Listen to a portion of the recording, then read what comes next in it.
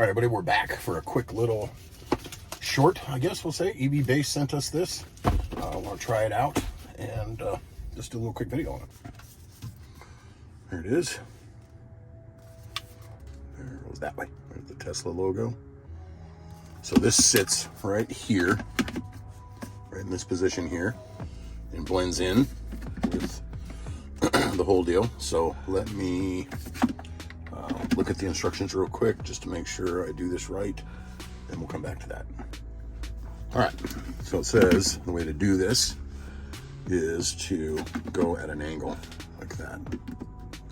Get that edge under, get that edge under. You can see it, being in the way. Right there, there, started, and then you just give it a twist, and it's in. Slide it back. Looks like it came with the car. Awesome. Good job. I am a fan. So there's our cables. They asked me what I wanted. So they sent me one that's lightning.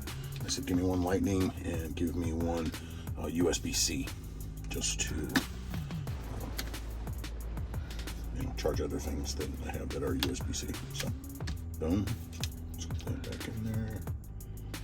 That. And then also, here's for a regular external cord if you want to use it, and then also you got another USB-C right there. All right, so these are fully retractable, so they come out quite a ways. They'll lock in place. What it does is it plugs into, there's two USB-C right here, one there and one there, and that's the only way to charge your phones currently. There's no other USB-C anywhere up front here. Now you have the two wireless that are there, but kind of inconvenient if you choose to use the phone mount up here, which we do because Tesla decided they didn't want to come up with Apple CarPlay, so you need to have it up there for Waze and things like that. So what we'll do, we'll feel around back under there.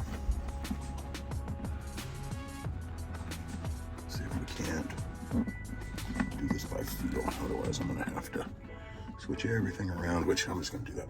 Hang on, this way. There you go. You can probably see the USB-Cs now, right there. So let's see if we can't get one to plug in. I can do this one for sure. I can see it better. All right, so that one's in. Let's see if we can't. It's a better light on that one. Right there. Boom. There we go. That one's in. So they're both plugged in. It feels like they're all the way in. That's nice and clean. That's kind of nice.